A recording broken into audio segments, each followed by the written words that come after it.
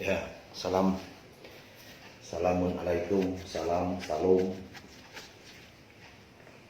damai sejahtera, Om Swastiastu, Namo Buddhaya. Nah, sekarang kita lanjut ke materi berikutnya tentang proses penciptaan alam ya. Proses penciptaan alam tadi untuk masuk ke proses penciptaan alam, kita singgung sedikit tadi ya, bahwa tujuan daripada orang hidup itu dihidupkan itu tidak semerta-merta manusia itu dihidupkan, tapi ternyata orang manusia hidup itu punya tujuan. Artinya yang harus kita kenal ini adalah untuk apa kita dihidupkan, yaitu untuk mengabdi. Mengabdi, kita tidak bisa mengabdi begitu saja tanpa yang harus kita kenal siapa yang kita abdikan, gitu kan. Nah, jadi yang kita abdikan itu adalah kalau orang bilang namanya Tuhan, ternyata Tuhan itu banyak versi. Ada istilah penamaan Tuhan, Allah, Yesus, God, Yang Widi, Sang Buddha, Tien, dan sebagainya macamnya. Ternyata yang kita ketahui bahwa itu hanyalah nama-nama Tuhan atau penamaan Tuhan atau nama-nama Tuhan yang ditempatkan oleh setiap agama. Itu bahkan setiap suku, daerah, budaya itu punya penamaan nama Tuhan itu sendiri. Yang substansinya ternyata ketika nama-nama itu diklaim bagi setiap agama, ajaran, atau budaya, itu hanya sebatas penamaan.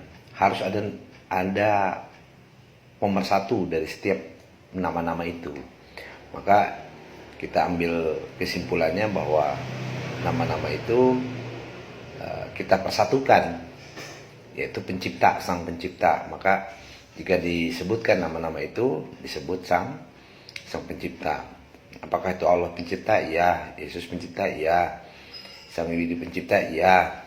Sang Buddha? Iya. Tien, sang pencipta? Iya. Menurut pengertian dari setiap agama. Jadi kita jangan ribut, jangan berselisih hanya karena sebuah penamaan. Itu hanya sebuah penyebutan. Substansinya adalah dia pencipta menurut keyakinan agamanya masing-masing. Kalau kita sudah simpulkan bahwa dia adalah sang pencipta, ternyata tidak cukup sampai di situ. Pertanyaan selanjutnya adalah siapa itu sang pencipta, gitu kan? Nah, kenapa dia disebut sang pencipta? Jawabannya adalah karena dia menciptakan, ya kan? Berarti ada sang pencipta, ada yang diciptakan. Kalau kita ambil sang pencipta itu adalah Tuhan, sedangkan yang diciptakan itu makhluk, kita ambil salah satunya yaitu manusia. Bagaimana caranya manusia mengenal sang pencipta? Maka analoginya ya kenalilah ciptaannya, gitu kan. Nah, untuk bisa mengenal ciptaannya, apa sih yang dia ciptakan? Yaitu alam dan manusia itu sendiri. Jadi untuk bisa mengenal sang pencipta, kita harus mengenal ciptaannya. Apa yang diciptakan? Alam dan manusia. Berarti yang harus kita kenal adalah alam dan manusia. Ternyata tidak cukup saja untuk mengenal alam dan manusia kita dikatakan mengenal sang pencipta. Berarti yang harus kita kenal adalah prosesnya. Proses bagaimana sang pencipta atau Tuhan menciptakan alam dan proses bagaimana menciptakan manusia. Nah, kemarin sudah disinggung bahwa penciptaan manusia itu ada 6 tahapan. Berarti dalam proses penciptaan alam pun juga ada 6 tahapan. Nah, pertama, penciptaan alam itu dimulai dari siapa? Pastinya penciptaan alam itu dimulai dari sang pencipta itu sendiri, gitu kan? Dari sang pencipta itu sendiri. Ketika segala sesuatunya diawali atau yang mengawali adalah sang pencipta, maka bagaimana sang pencipta itu menciptakan alam, gitu kan? Kalau boleh kita singgung, kalau dalam bahasa istilah unsur ya, unsur zat, pencipta itu bisa disebut, katakanlah dianalogikan sebagai zat, satu zat. Maka kalau berbicara zat, ada unsur besar zat. Di dalam zat itu terdiri dari 3, ya, yaitu gas, cair, dan padat. Ada 3 unsur utama dalam satu zat, itu gas, cair, dan padat.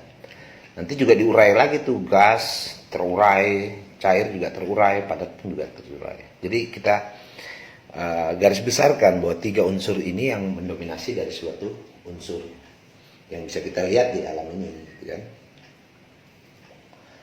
Nah, kalau sang pencipta dianalogikan sebagai gas, cair, dan padat, maka 3 unsur ini dalam rumus kehidupan, tadi kalau kita singgung di awal tadi, yang namanya hidup itu bergerak, tumbuh, berkembang, berputar, berevolusi, ya kan, berpindah. Nah, artinya kalau kita hubungkan dengan dimensi zat tadi, unsur zat tadi, yaitu gas, cair, dan padat, ketika terjadi satu kehidupan, maka dia mulai bergerak.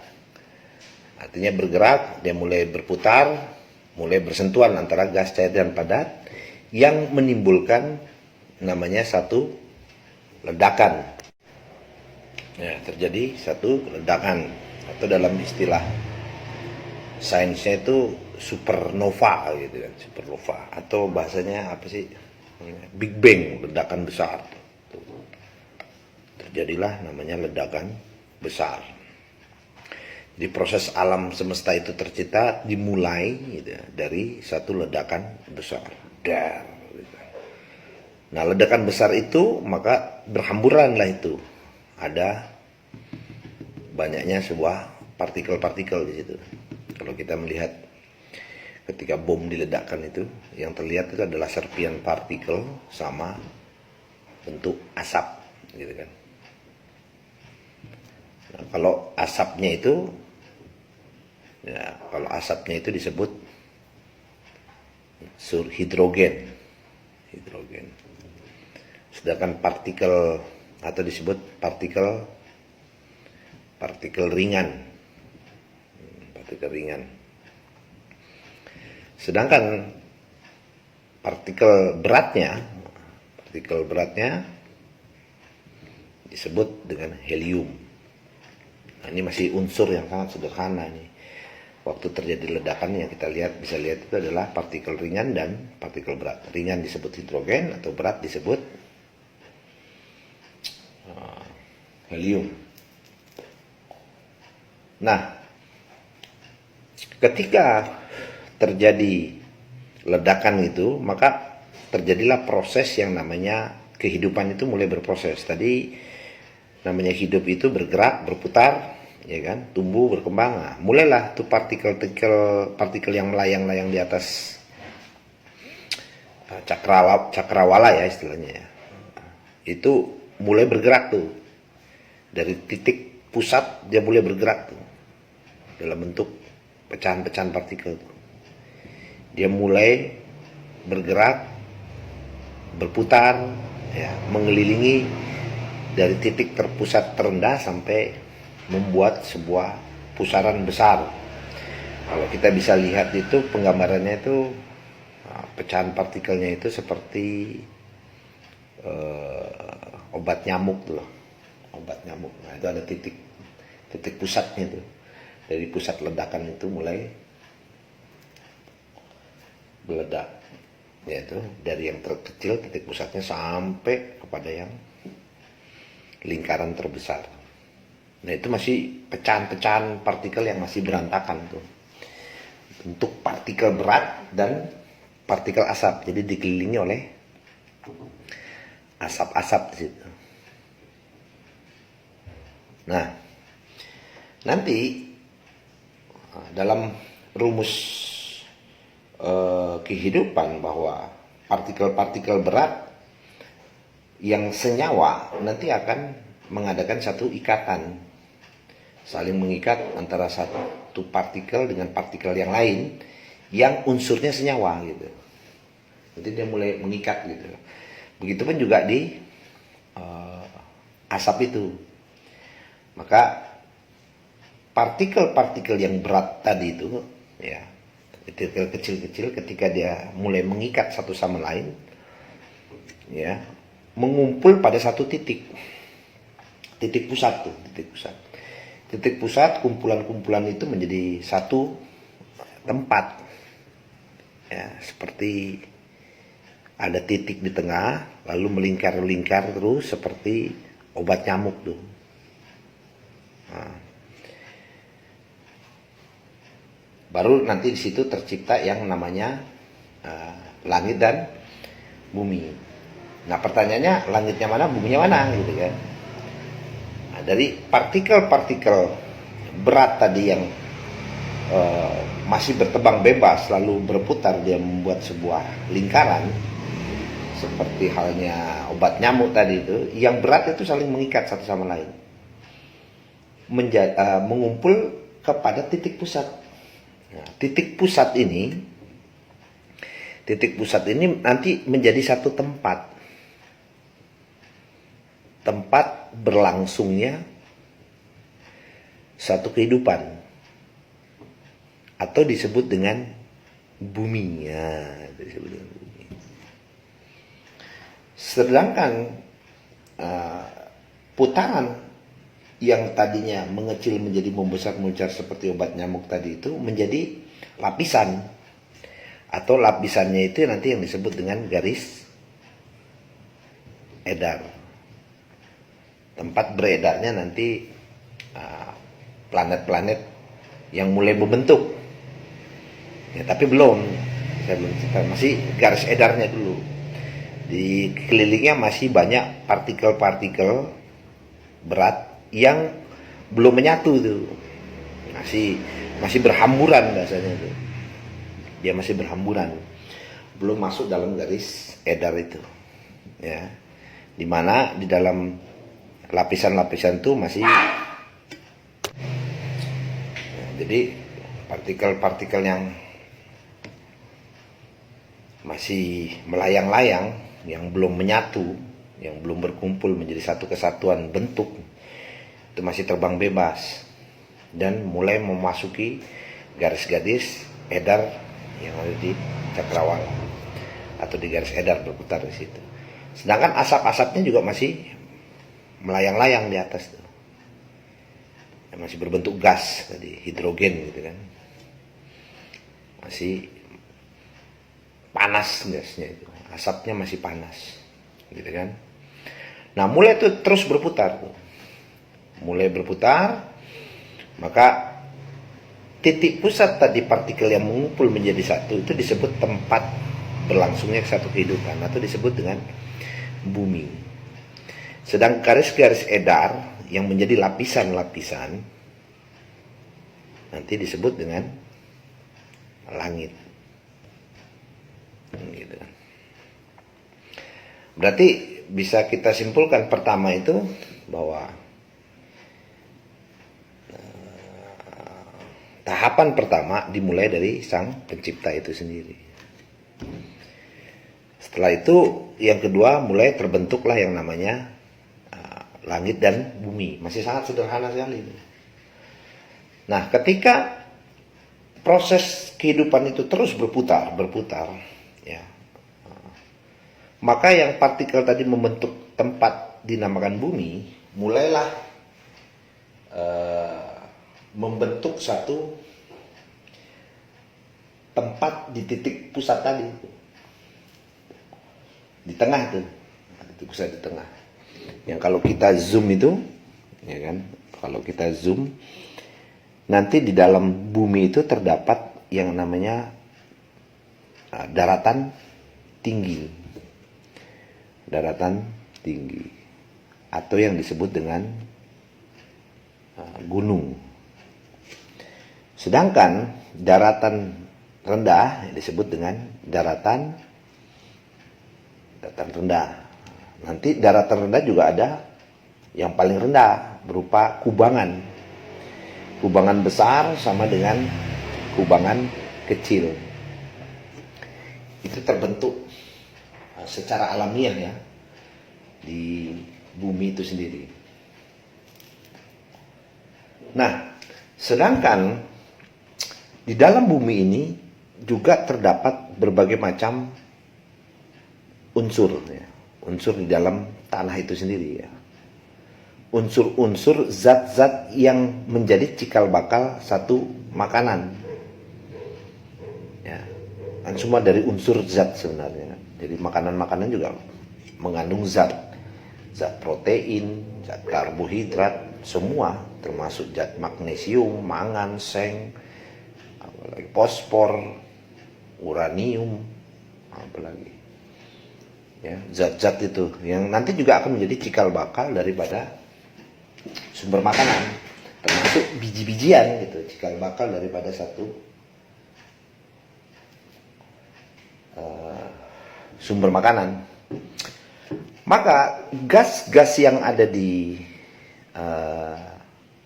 lapisan langit itu yang masih panas itu, masih panas yang menggantung di langit,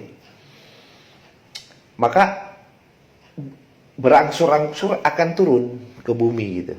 Nah, dia akan turun ke bumi, ya,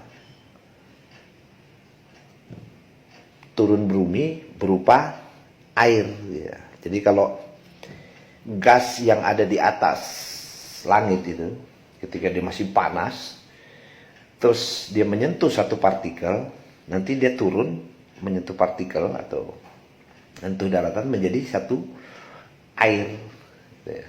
Kalau kita lihat di apa itu di alam itu, kalau pagi-pagi itu ada asap-asap yang turun, itu bentuknya ketika dia menyentuh daun-daun bentuknya seperti embun gitu kan, bentuk air, partikel terkecil tuh dari gas, dia membentuk air, dan itu turun dalam jumlah yang besar,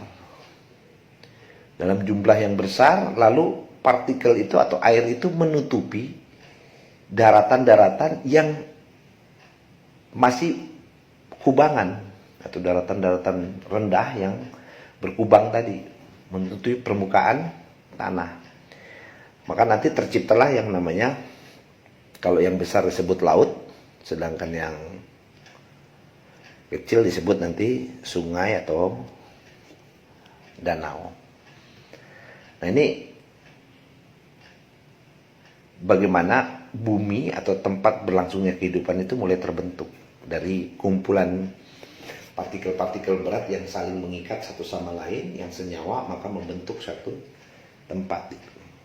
Nanti tempat berlangsungnya satu kehidupan, atau yang disebut dengan bumi. Maka poin ketiga atau tahapan ketiga kita bisa lihat di sini, terciptalah yang namanya gunung atau daratan, ya. Daratan dan air.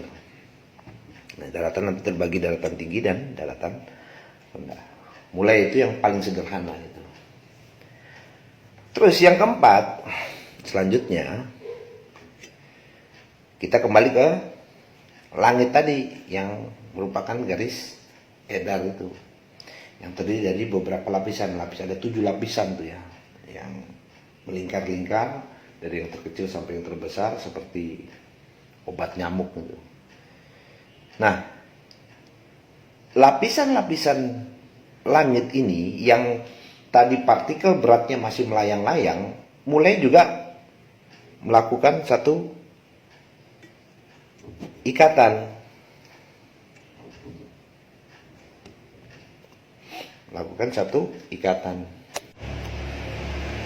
Jadi ikatan yang senyawa, partikel-partikel berat yang tadi masih melayang-layang mengadakan satu ikatan, lalu membentuk satu bentuk wujud dari satu benda. Nanti membentuk satu bentuk yang dinamakan dengan matahari. Ada yang menyinari, sinarnya terang. Nanti yang partikel yang lain juga membentuk yang sinarnya tidak terlalu terang seperti matahari, atau dinamakan dengan bulan. Dan begitu pula juga ada namanya bintang-bintang yang sama fungsinya juga menerangi, tapi jauh lebih kecil sinarnya karena jauh jaraknya. Nah, jadi ada istilahnya ini semua disebut bulan, bintang, dan matahari disebut dengan planet. Jadi planet-planet yang nanti punya fungsinya masing-masing, di mana matahari fungsinya menyinari, sedangkan bulan fungsinya bercahaya di dalam kegelapan, menyinari sebagai penerangan, sedangkan bintang-bintang nanti akan menjadi petunjuk arah dengan cahaya itu juga. Nah, jadi 3 planet ini mulai tercipta. Ya, 3 planet ya. Banyak sih sebenarnya planet. Cuma yang kita simbolkan bahwa yang sudah membentuk satu sinar yang besar disebut matahari, sinar yang sedang disebut bulan. Begitu pula dengan bintang-bintang. Mulailah tercipta planet. Maka tahapan keempat kita sebut tercipta yang namanya planet-planet yang terdiri dari matahari, bulan, dan bintang. Nah, kalau kita gambarkan di bumi tadi itu, kita gambarkan mataharinya,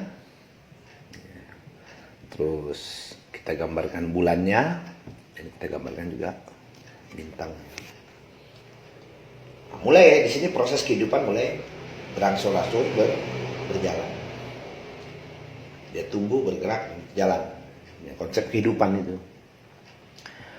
Maka tadi ketika prosesnya matahari, bulan, dan bintang sudah ada, maka proses matahari ini mulai melakukan penyinaran. Mulai namanya melakukan pemanasan terhadap bumi itu sendiri, yang menyebabkan terjadinya penguapan, lalu membentuk yang namanya asap di langit, atau disebut awan, gumpalan asap, terjadi penguapan. Nah, ketika proses penguapan, pemanasan matahari terhadap bumi, lalu di laut dan di sungai terjadi penguapan, maka terbentuklah yang namanya awan. Lalu ketika bahwa segala kehidupan itu mulai berlangsung kalau sudah terjadinya pemerataan terhadap pemberian air pada satu tempat, daerah-daerah yang belum pernah terkena air. Maka proses ini berjalan.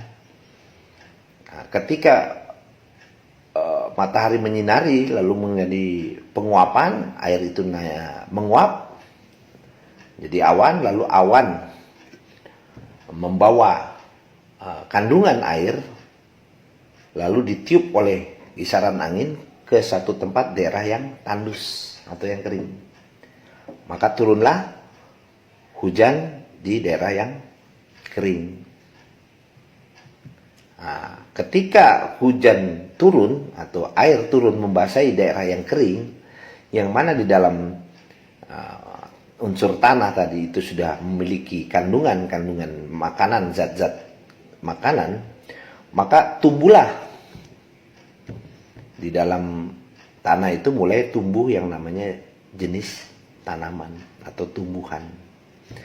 Berbagai macam jenis tumbuhan mulai tumbuh di tanah yang kering tadi, yang di dalamnya sudah ada biji-bijian, maka muncullah yang namanya tumbuhan, tanaman, dan berbagai macam pepohonan, macam-macam jenisnya. Termasuk yang ada di dalam air. Ya kan? Di dalam air itu juga ada tanaman. Atau yang disebut dengan tanaman alga. Atau namanya ganggang. Nah ini prosesnya. Maka terciptalah langit dan bumi dengan segala bentuk kehidupan yang ada di dalamnya. Nah, tumbuhannya sudah mulai muncul, yang di dalam air sudah muncul, maka yang di daratan juga sudah mulai muncul karena diturunkan hujan.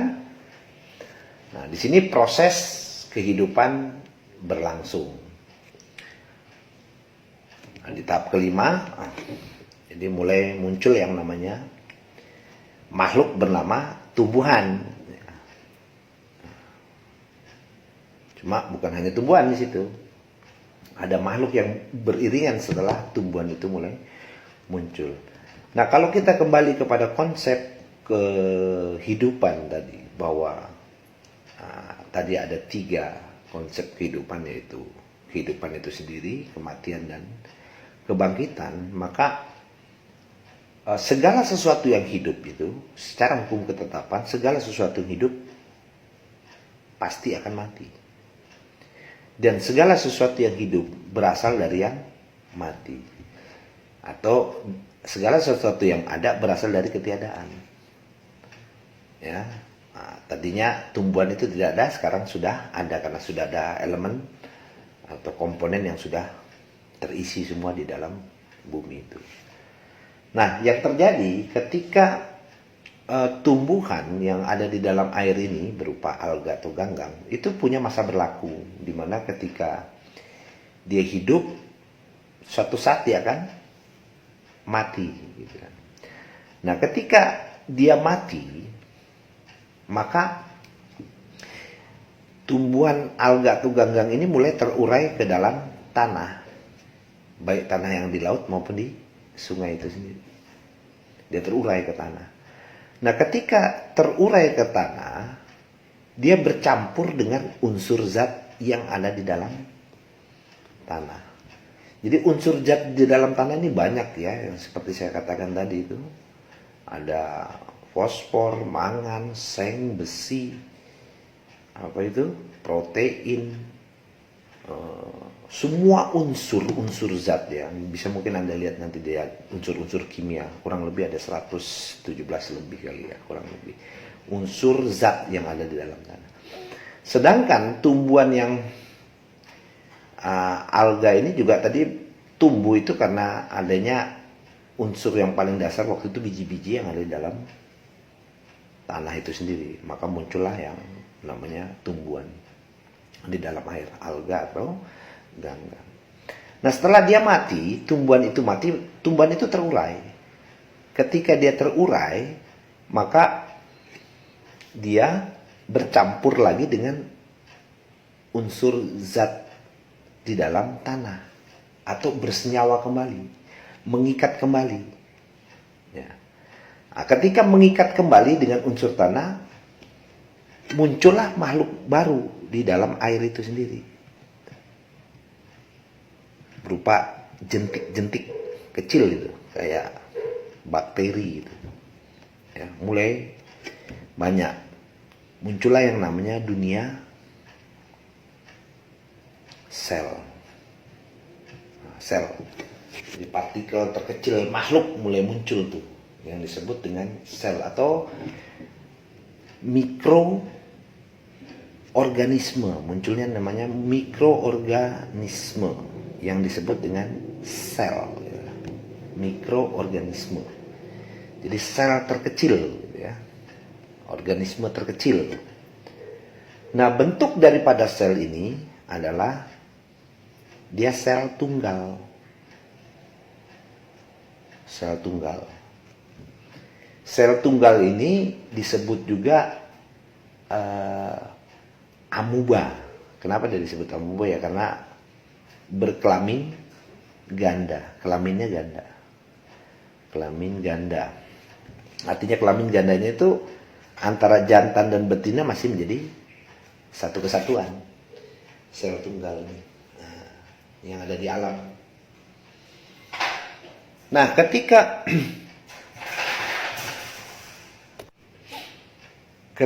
sel tunggal ini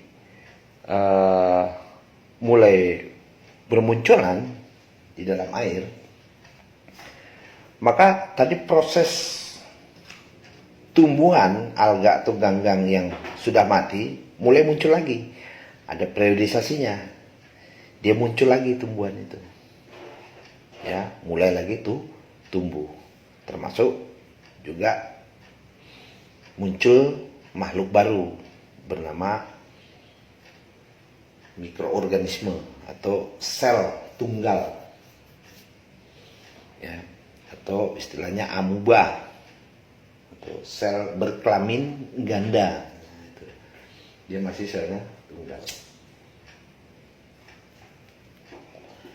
Nah, ketika sel ini mulai bermunculan, maka naluri daripada makhluk hidup dia harus makan. Karena kalau dia nggak makan, dia nggak bisa hidup. Maka ketika sel-sel itu memakan makanan yang ada di dalam air itu, yang dia makan adalah tumbuhan ganggang itu sendiri atau alga. Nah, ketika dia mulai memakan makanan baik di laut maupun di sungai itu, di dalam air itu, maka dalam rumus biologi ya, makhluk bersel satu itu ketika dia makan, dia berkembang biak dengan cara membelah diri. Dia membelah diri. Jadi kalau dia berkembang biak, dia caranya membelah diri. Jadi cara kawinnya itu tadi kan amuba aseksual ya, berkelamin ganda, atau cara kawinnya membelah diri. Masih awal tuh tunggal, sel tunggal, aseksual ya. Cara kawinnya adalah membelah diri. Maka ketika dia sudah membelah diri, terciptalah ya sel baru namanya jantan dan betina.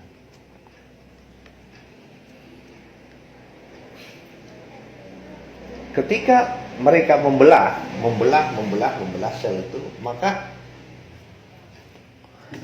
semakin banyak sel yang berada di dalam air itu. Makin banyak. Maka mulailah terjadi perebutan sumber makanan di dalam air itu berupa ganggang tadi. Nah, karena sumber makanan itu terbatas, maka mau tidak mau makanan itu akhirnya habis, gitu kan? Ketika sel-sel ini sudah membelah diri menjadi jantan dan betina, dalam proses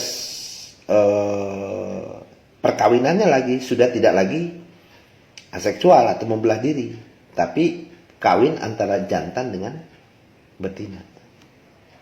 Jantan dengan betina dia kawin tuh.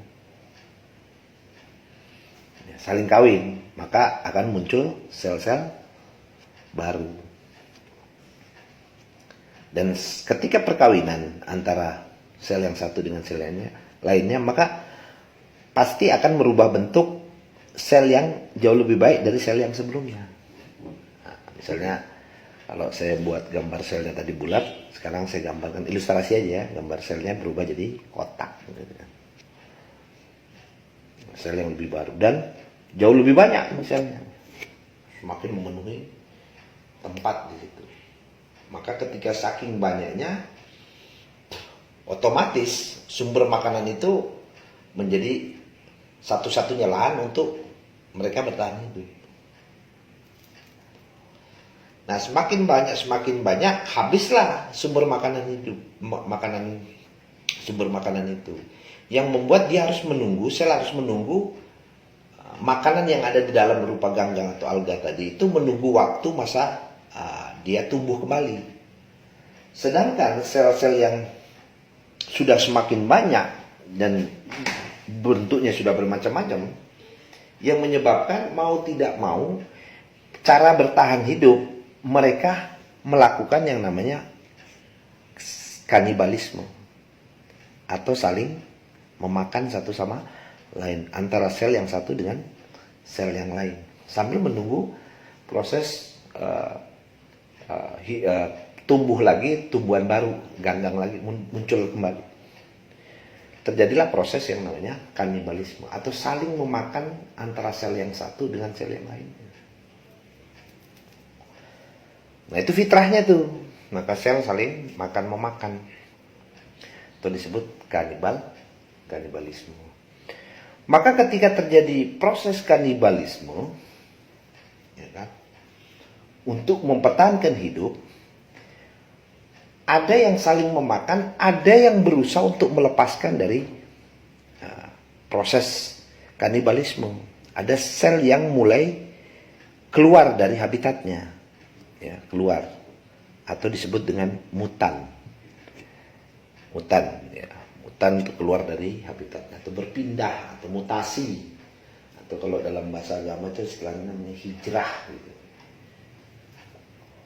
Nah, ketika mereka hijrah atau mutan keluar habitatnya, yang menyebabkan sel itu keluar dari tempat kebiasaan yang menyebabkan dia harus mati.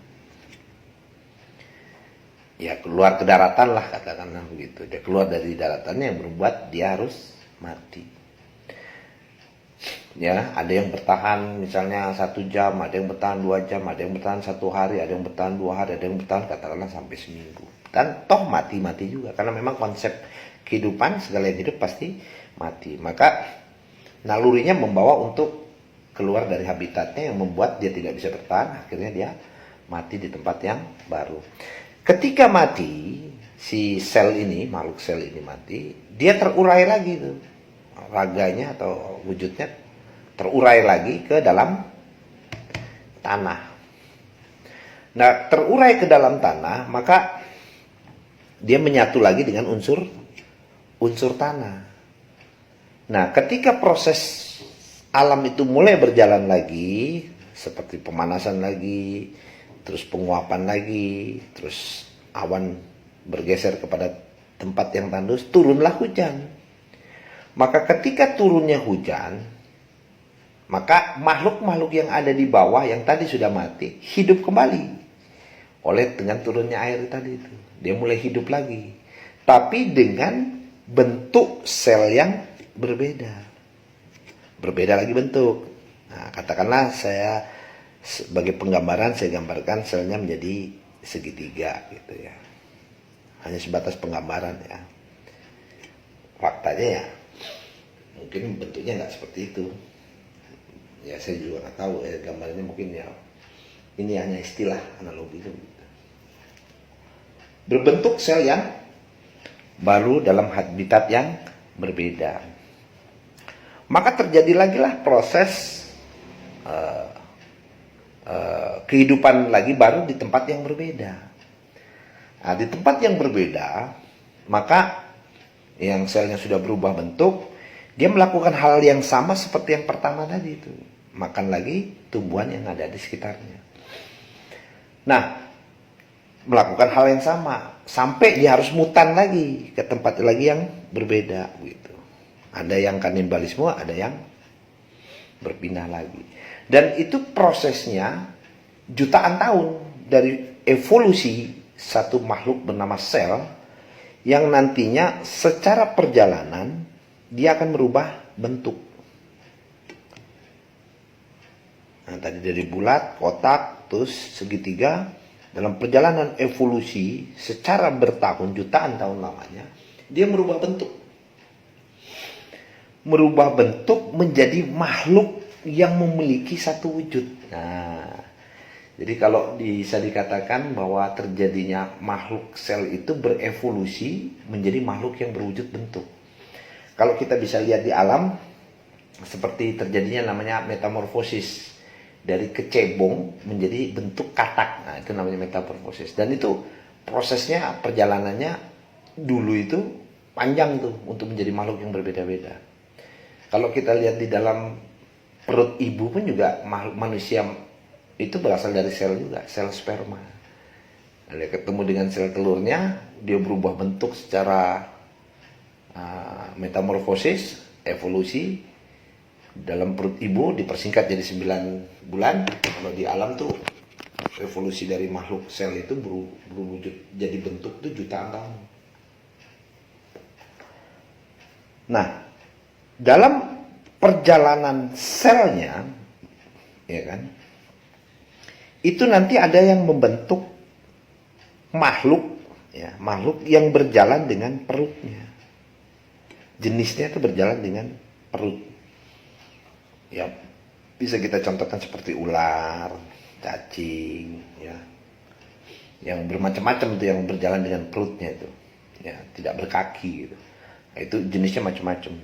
Nanti dalam evolusinya itu akan membentuk jenis yang lain-lain. Ada yang berjalan dengan 4 kaki, makhluk yang berjalan dengan 4 kaki.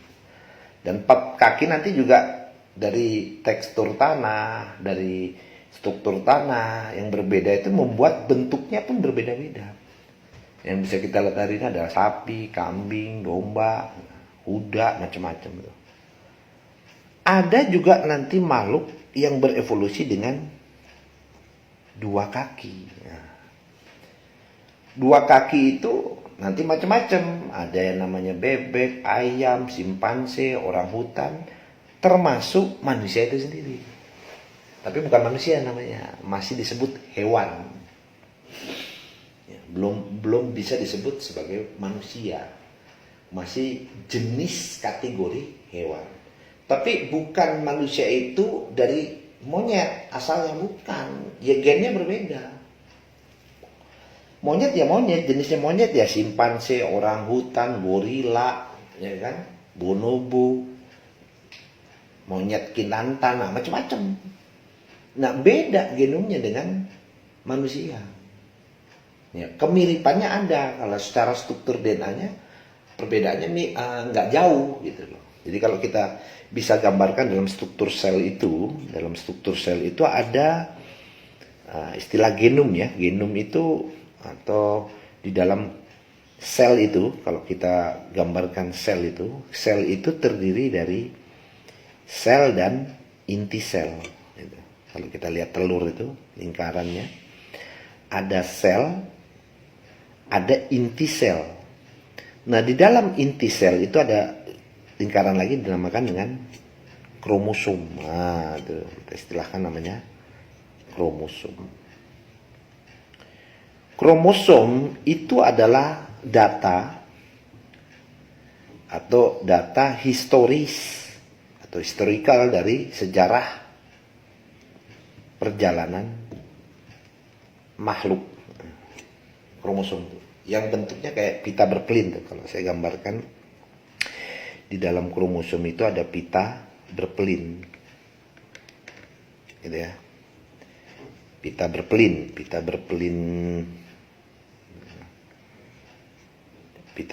ya. Nah, pita berkelin ini yang disebut dengan namanya DNA. DNA itu adalah data atau apa sih namanya, nukleik acid, apa sih, A-nya itu asam, nggak salah. Nah, itu DNA itu menggambarkan satu historical perjalanan makhluk atau data daripada makhluk itu, di mana di dalam DNA itu sendiri terdapat molekul-molekul zat atau molekul-molekul atom yang mengikat di dalam pita berkelin itu. Nah, itu bentukan daripada bisa dilihat kalau dalam ilmu biologi itu adalah perjalanan si makhluk itu sendiri membentuk perubahan-perubahan bentuknya itu, dari kromosom itu. Kalau laki-laki ada 23 kromosom, perempuan juga ada 23 kromosom. Maka kalau digabungkan jadi 46 kromosom itu. Jadi 23 kromosom laki-laki dan 23 kromosom perempuan.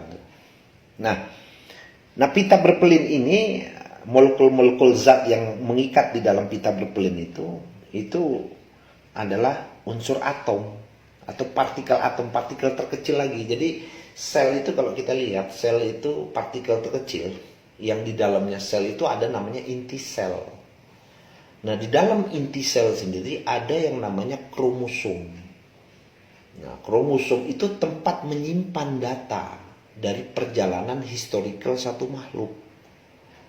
Nah, di dalam kromosom itu ada namanya pita berkelin, kayak cacing gitu ya, rangkaian cacing itu. Dimana yang melekat di dalam pita itu, cacing itu bentuk molekul-molekul zat. Molekul zat itu yang disebut juga partikel atom. Partikel atom. Sama partikel atom yang ada di alam tadi. Ketika terjadi satu ledakan, maka terbentuklah ledakan itu terdiri dari partikel atom. Ya, partikel atom ringan dan partikel atom berat. Nah, atom sendiri kan terdiri dari 3 unsur ya, yaitu proton, neutron, dan elektron. Ini kan kalau bisa disimpulkan atau disingkat sebagai satu energi gitu kan. Itu energi juga kekal, itu nggak bisa dibunuh itu. Energi bagaimana cara dibunuh. Maka di dalam kromosom itu terdapat pita berkelin, di dalam sel itu ada kromosom, yang di dalam inti sel itu ada kromosom, di mana kromosom terdapat DNA dan RNA itu. Data historical dari satu makhluk. Jadi itu cetakan pembentukan perubahan makhluk itu bisa dilihat dari DNA itu. Makanya kalau hari ini lu mau cek ini anaknya siapa, ini siapa, bisa lihat dari tes DNA gitu. Ya kan? Nah, kembali kepada dunia sel tadi yang proses perjalanannya panjang jutaan tahun, maka membentuk yang namanya dunia makhluk. Nah, dunia makhluk. Membentuk dunia makhluk. Berupa makhluk yang berjalan dengan perutnya, makhluk yang berjalan dengan 4 kaki, dan makhluk yang berjalan dengan 2 kaki. Dan ini juga terus berevolusi menjadi bentukan makhluk-makhluk yang berbeda-beda, termasuk makhluk yang bernama manusia gitu. Walaupun belum bisa disebut manusia, dia masih jenis hewan ya. Nah, dunia makhluk ini juga berevolusi dengan jenisnya masing-masing. Nah, ada satu makhluk hewan tadi ya, makhluk hewan yang memiliki kecerdasan luar biasa, memiliki kecerdasan luar biasa daripada makhluk-makhluk yang lain. Yang berjalan dengan perut atau berjalan dengan 4 kaki, ada satu makhluk yang punya kecerdasannya melebihi dari makhluk-makhluk yang ada. Nah, makhluk ini disebut namanya Homo sapien, atau makhluk cerdas, atau hewan cerdas maksudnya gitu. Hewan cerdas. Hewan cerdas ini yang nantinya akan disebut sebagai manusia. Berarti kita simpulkan tahapan kelima itu dunia tumbuhan dan dunia hewan. Nah, jadi yang pertama tadi dari Sang Pencipta, yang kedua tercipta langit dan bumi, yang ketiga dijelaskan di dalamnya bumi berupa daratan dan air, yang keempat dijelaskan langitnya tercipta planet-planet bumi, planet-planet matahari, bulan dan bintang. Yang kelima terciptanya tumbuhan, dunia tumbuhan dan dunia hewan, atau disebut flora dan fauna. Nah, setelah tumbuhan dan hewan mulai bermunculan dengan jenisnya masing-masing dalam proses jutaan tahun ya, muncullah dunia makhluk ini dengan berbagai macam bentuknya, berevolusi macam-macam. Nah, ada satu makhluk yang cerdas yang nantinya itu akan menguasai semua makhluk yang ada di bumi, yang disebut dengan Homo sapien, atau hewan cerdas atau manusia cerdas, atau bisa disebut sebagai manusia purba. Nah, manusia purba. Ya, manusia purba di sini disebut. Ya. Manusia purba belum ngerti baca tulis, bahasa belum ngerti, masih belum maksimal. Manusia purba ini ya, dia beradaptasi dengan alam itu sendiri. Nanti lahirnya bahasa itu ya dari bagaimana dia menggunakan sarana fungsi yang ada di dalam dirinya itu sendiri, yang nanti kita jelaskan di proses kematian ya. Ada namanya ruh, ada namanya jiwa, dan namanya raga. Nanti kita jelaskan di situ di konsep kematian. Nah, selanjutnya setelah muncul manusia ini, pertanyaannya, manusia pertama ini, manusia ya bisa dikatakan, bolehkah dikatakan pertama, manusia pertama, munculnya bukan seorang diri, tapi munculnya itu berpasang-pasangan. Jadi laki-laki, perempuan berpasang-pasangan. Yang menjadi pertanyaan itu jumlahnya berapa kan gitu. 1, 2, 3, 4, 5, 2, 6. Nah, ini jumlahnya berapa nih?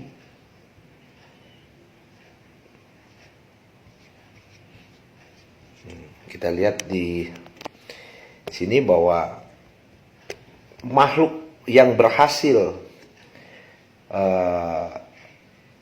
menjadi wujud yang sempurna, ya, makhluk yang berjuru sempurna, salah satunya tadi Homo sapien atau manusia purba atau hewan cerdas ini, mulai juga muncul secara bersamaan, berpasang-pasangan.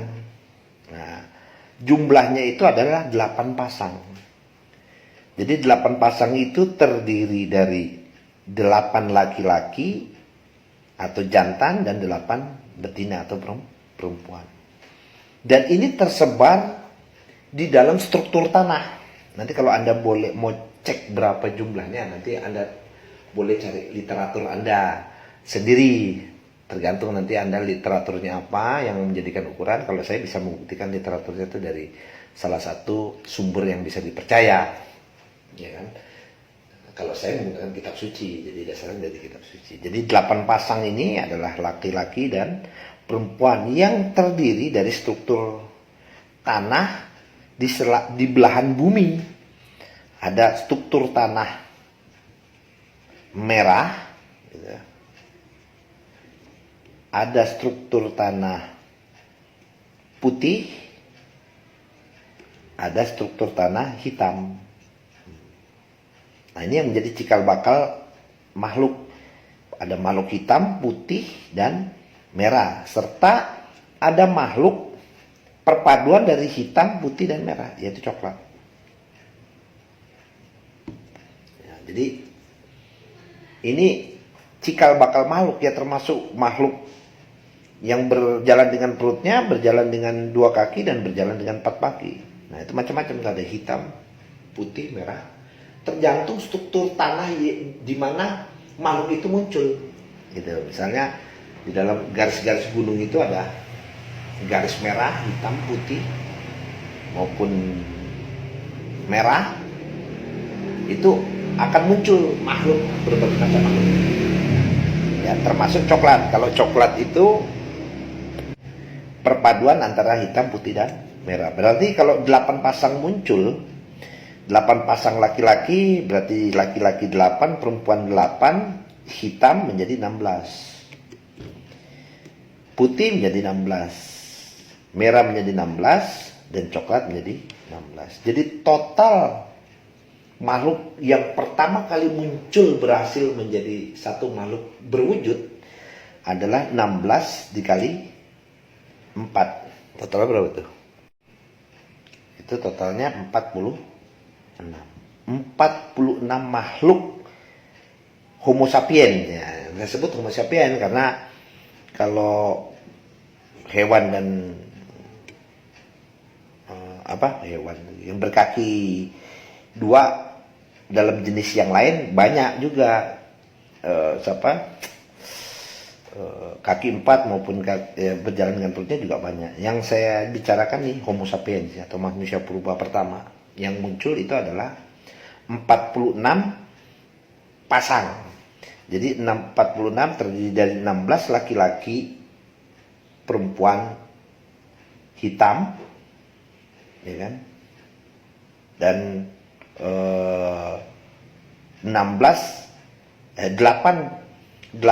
laki-laki dan perempuan hitam, 8 laki-laki dan perempuan putih, 8 dan laki-laki perempuan merah, dan 8 laki-laki perempuan coklat. Totalnya 16. Jadi di belahan bumi terdiri dari 46 Homo sapien atau hewan cerdas atau manusia purba ya, kita sebut manusia purba pertama yang muncul di permukaan bumi adalah 46 pasang, terdiri dari 32 laki-laki dan 32 perempuan yang tersebar di belahan bumi. Nah, tersebar di belahan bumi. Itu manusia pertama yang muncul dalam bentuk wujud. Disebut manusia purba. Belum mengenal bahasa, belum mengenal belum mengenal, masih dasar sekali manusia purba. Jadi kalau kita bisa ilustrasikan manusia purba itu bisa kita lihat itu dalam kehidupan nyata hari ini. Penggambarannya ada pada manusia atau makhluk bernama bayi. Nah, itu belum mengenal bahasa, belum mengenal tata krama, belum mengenal adab, peradaban, adat istiadat, estetika, belum mengenal itu semua, belum. Dan itu mereka belajar sendiri gitu loh. Masih betul-betul standar. Kalau bayi tanpa ada didikan pada saat itu ya dia mati aja gitu kan. Ya, sama manusia purba juga begitu, dengan proses pengetahuan itu dia harus mendapatkan pengetahuan baru, dia harus mati gitu kan. Masih nggak ngerti, masih terus proses belajar itu. Dan proses manusia purba itu menuju kepada satu peradaban evolusi, manusia purba menuju pada satu peradaban, dia harus melalui yang namanya sebuah evolusi juga. Evolusi perjalanan satu makhluk. Di perkembangan dan terusnya otaknya mulai cerdas, kecerdasan didapat dari memakan makanan tumbuhan yang ada di alam itu, dapat nutrisi, dapat protein, dapat gizi, semua dari alam. Dan itu ada yang makan racun mati misalnya gitu kan. Nah, terus nanti dapat belajar untuk tidak memakan ini, nggak boleh dimakan ini, nggak boleh makan. Nah, itu proses perjalanan sesuai dengan fitrah alam, di mana juga terjadi namanya seleksi alam. Sehingga ketika evolusi manusia Homo sapien ini atau manusia purba ini mulai berjalan, tumbuh dan berkembang dalam konsep kehidupan tumbuh dan berkembang berevolusi, bahkan hijrah, pindah-pindah tempat untuk mendapatkan kehidupan yang layak, muncullah yang namanya satu peradaban. Nah, peradaban inilah nanti yang akan mulai muncul namanya bahasa, muncul yang namanya budaya, muncul yang namanya etika, muncul yang namanya sosial, macam-macam, mulai tumbuh tuh sampai perjalanan yang disebut manusia. Nah, disebut manusia karena sudah beradab, jadi disebut manusia itu dia beradab. Kalau masih ada Homo sapien belum beradab, karena belum memiliki satu peradaban. Semua masih dalam proses pengenalan, seleksi alam, dan mencari satu bentuk. Nah, jadi kita yang keenam berarti kita bisa simpulkan manusia itu yang keenam adalah manusia. Jadi kalau kita ulang dari awal bahwa yang proses penciptaan alam itu dari pertama diawali dari sang pencipta, lalu yang kedua tercipta langit dan bumi, terus yang ketiga di bumi di zoom diceritakan ada daratan dan air, tercipta daratan dan air, yang keempat baru tercipta planet yang di dalamnya ada matahari, bulan dan bintang, yang kelima mulai muncul makhluk yang bernama tumbuhan dan hewan, dan yang keenam baru muncul yang namanya manusia. Nah, inilah 6 tahapan proses penciptaan alam, yang dimana tadi di proses 1 dan 2 itu penggambaran tentang dunia atom. Dunia atom. Jadi kalau di dalam penciptaan manusia itu ada 3 tahapan kan, kemarin disebut dalam perut ibu. Dalam perut ibu juga ada 3 tahapan. yang mana 3 tahapan disebut fase zigot, fase embrio, dan fase fetus. Di mana zigot itu adalah sperma dan darah, sedangkan embrio adalah proses di mana daging dan tulang mulai terbentuk, dan fetus mulai terbentuk daging otot menjadi satu makhluk. Itu ada 3 tahapan. Zigot, embrio, fetus di perut ibu. Di dalam perut ibu juga ada 3 tahapan, yaitu fase dunia atom, fase atom, ya, yang dimulai dengan pencipta dan proses Big Bang tadi, ledakan supernova tadi, mulai tercipta langit dan bumi, ya kan? Dan yang kedua itu adalah dunia fase fase sel, fase atom, fase sel. Yang ketiga ada namanya fase makhluk. Di dalam perut ibu juga ada 3, di perut bumi juga ada 3. Ada fase atom, fase sel, dan fase makhluk. Di mana fase atom, perpindahan dari fase atom ke sel itu juga jutaan tahun. Sedangkan fase perpindahan dari sel ke fase makhluk pun juga jutaan tahun namanya. Nah, inilah penggambaran dari proses penciptaan alam yang terdiri dari 6 tahapan. Maka ketika sudah tercipta 6 tahapan dari proses penciptaan alam, kita kembalikan lagi tadi bahwa untuk bisa mengenal sang pencipta, kita harus mampu mengenal proses penciptaan manusia dan proses penciptaan alam. Di mana manusia terdiri dari 6 tahapan dan alam pun juga terdiri dari 6 tahapan. Dan itu menjadi sebuah ketetapan. 6 tahapan proses penciptaan alam dan manusia itu adalah satu ketetapan yang diciptakan oleh sang pencipta itu sendiri, gitu. Ya kan? Nah, artinya di sini ketika untuk bisa mengenal sang pencipta tadi kan kita harus mengenal prosesnya, proses bagaimana dia menciptakan manusia dan bagaimana menciptakan alam.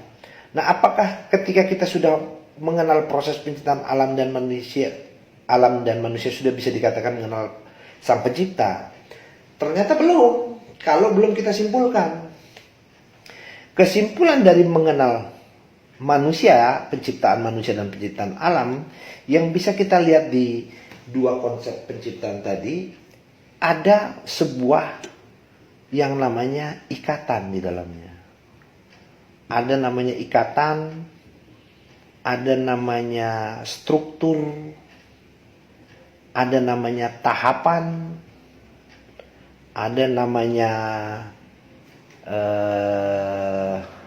keseimbangan, ada namanya perpindahan, ada namanya komponen di dalamnya, ada namanya elemen, atau apalagi tuh, masih banyak tuh. Jadi kalau boleh saya simpulkan, di dalam melihat proses penciptaan alam dan manusia, karena kita ingin mengenal siapa itu sang pencipta, ternyata bisa kita simpulkan dari ikatan, struktur, tahapan, keseimbangan, ya, komponen, elemen, dan segala macamnya. Maka kita simpulkan untuk mengenal alam dan manusia, proses penciptaan manusia dan alam, yang kita kenal ini disebut namanya adalah sebuah sistem. Jadi berbicara untuk mengenal Tuhan, itu kita sudah bicara, bukan lagi berbicara tentang Tuhan dalam dimensi sosok, ya.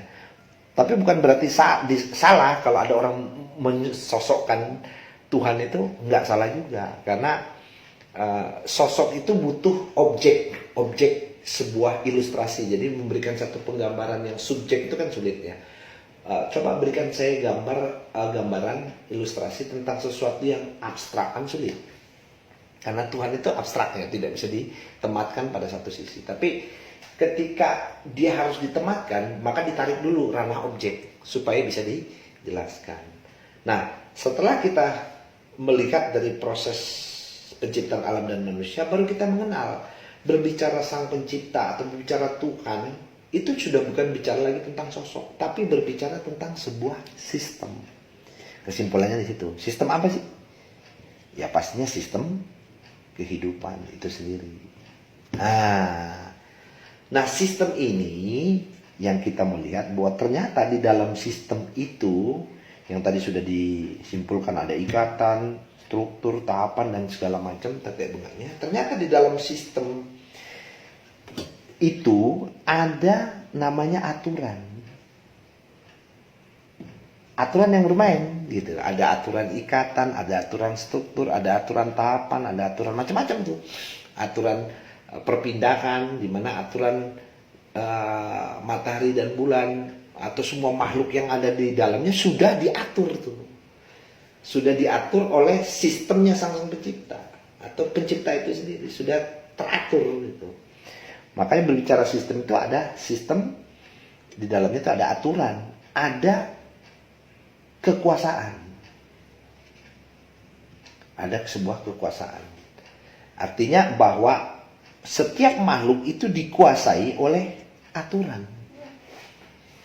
Nah, maka di dalam sistem itu ada aturan, ada kekuasaan, ada namanya pengabdian. Kenapa saya katakan pengabdian? Ya, karena semua makhluk yang diciptakan ini sudah mengabdi. Sudah tahu fungsinya masing-masing. Seperti bulan, bintang, matahari sudah tahu pengabdiannya masing-masing. Sudah tahu rule-nya, sudah tahu aturannya, sudah tahu fungsinya. Begitupun makhluk-makhluk lain. Nah, makanya yang namakan dengan sistem itu adalah berbicara tentang aturan, berbicara tentang kekuasaan, dan berbicara tentang pengabdian. Kalau dalam bahasa agama itu saya boleh singgung istilah itu namanya din.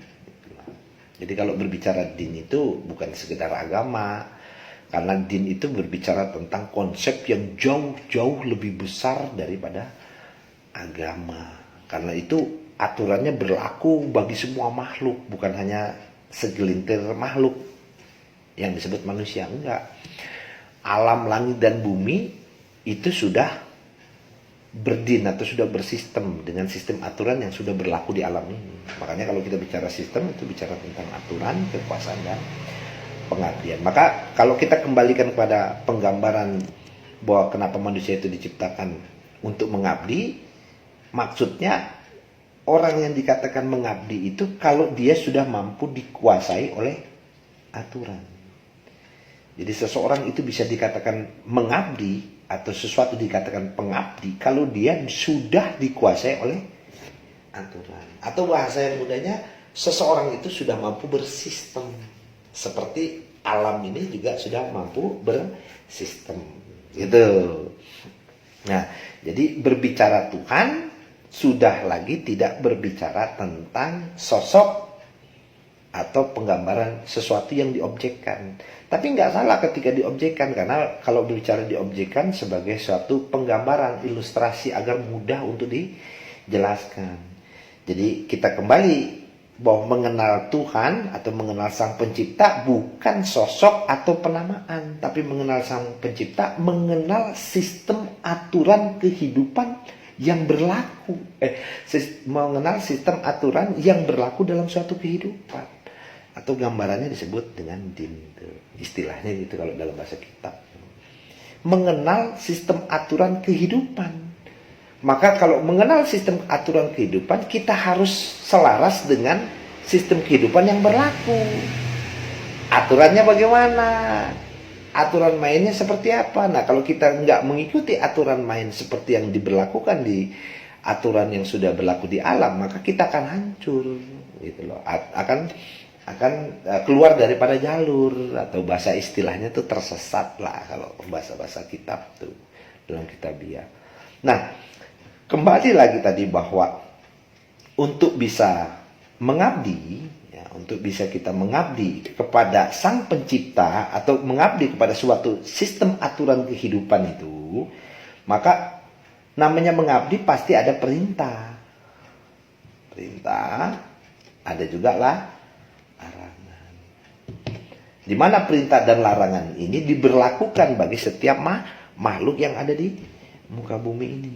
Dan tumbuhan, hewan, dan makhluk yang lainnya sudah tahu caranya mengabdi, atau dia sudah bersistem, atau dia sudah dikuasai oleh aturan.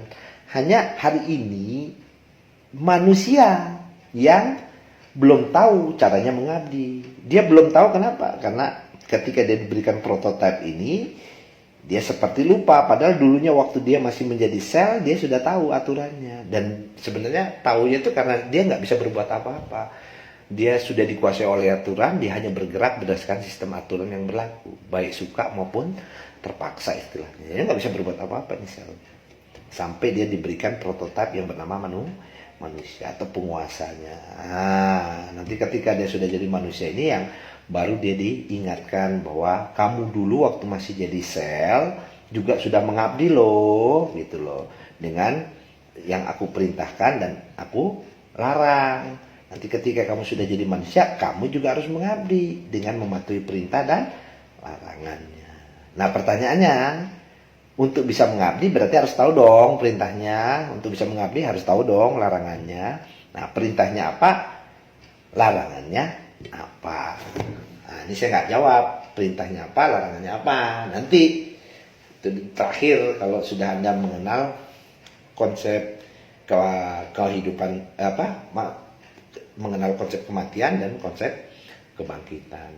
Jadi saya kunci di perintah dan larangan ini. Perintahnya apa, larangannya apa. Tapi untuk selanjutnya nanti dari sini kita akan masuk kepada konsep kematian. Tapi sebelum masuk pada konsep kematian, bahwa kita ulas sedikit dari menarik kesimpulan dari proses kehidupan itu, ternyata kita dihidupkan untuk mengabdi untuk menjalankan perintah dan larangan, tapi kita tidak bisa mengabdi dengan menjalankan perintah dan larangan sebelum kita kenal siapa yang kita abdikan. Nah, setelah kita melihat dari proses untuk bisa mengabdi kepada Sang Pencipta itu, kita harus tahu dulu bagaimana Tuhan menciptakan atau menciptakan ciptaannya itu. Prosesnya seperti apa? Proses penciptaan alam dalam 6 tahapan, manusia pun juga dalam 6 tahapan. Yang kita kenal lagi bukan Tuhan dalam dimensi sosok atau Tuhan yang diobjekkan sebagai sosok. Itu bukan, tapi sudah mengenal daripada sistem aturan yang berlaku. Maka kita harus selaras dengan sistem aturan itu yang menyebabkan supaya kita tidak hancur, supaya kita tidak tersesat, gitu bahasanya. Nah, nanti untuk bisa memahami kelanjutannya ya kita harus bongkar konsep kematian. Habis itu baru konsep kebangkitan. Baru nanti kita simpulkan di situ perintahnya apa dan larangannya apa. Jadi kurang lebih begitu para sadulur, para sahabat, saudara-saudara di mana saja Anda berada. Kembali lagi saya ucapkan salam berkat, damai, sejahtera, salam, assalamualaikum, damai sejahtera, Om Swastiastu, Namo Buddhaya. Saya ucapkan segala puji milik Tuhan semesta alam, Tuhan yang Maha Esa.